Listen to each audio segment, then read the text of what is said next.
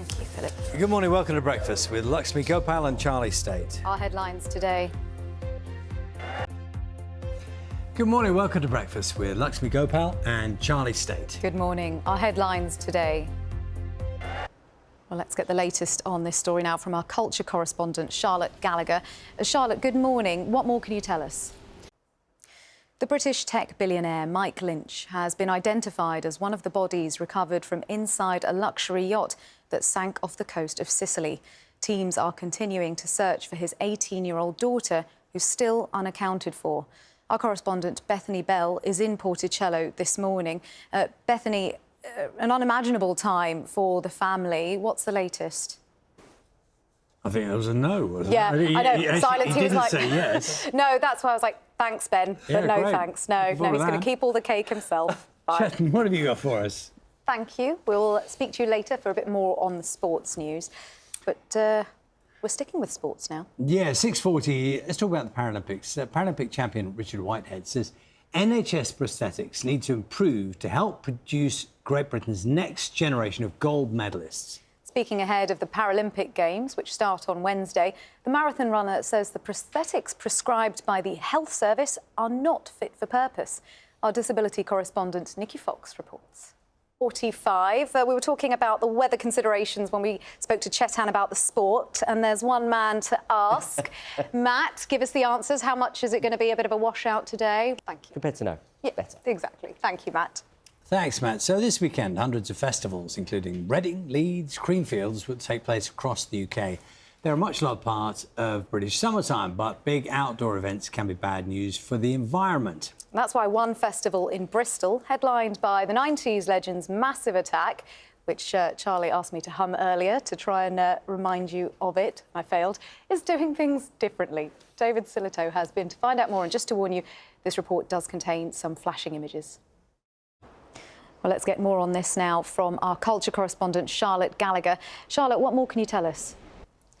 Well, let's return to our main story now. The energy regulator Ofgem has announced that the price cap, that's the maximum amount a supplier can charge for 1 unit of energy, will rise by 10% from October. So what that means is an increase to $1,717 for an average household.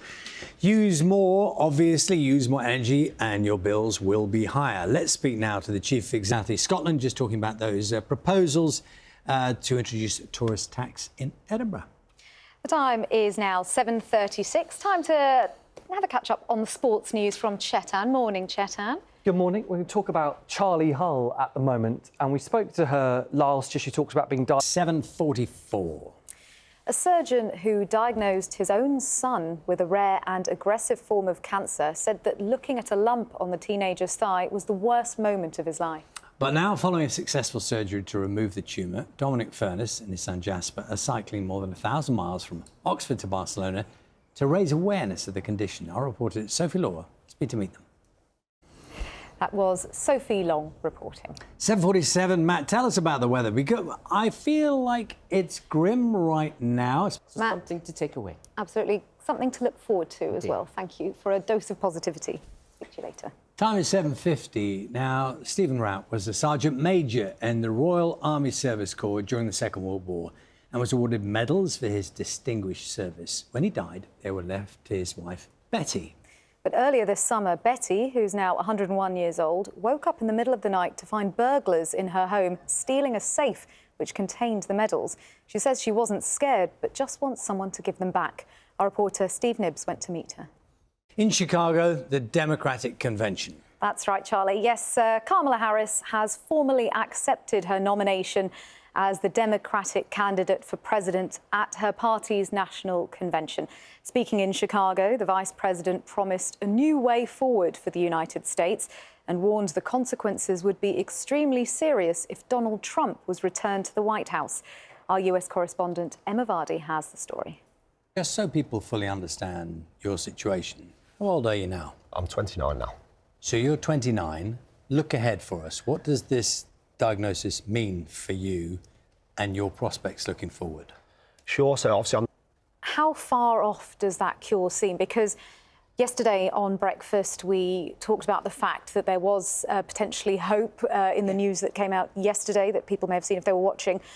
So there is that feeling out there that things are moving in the right direction. Just want to ask for your response to that news, and then how much further ahead we've got to go to find a cure for this.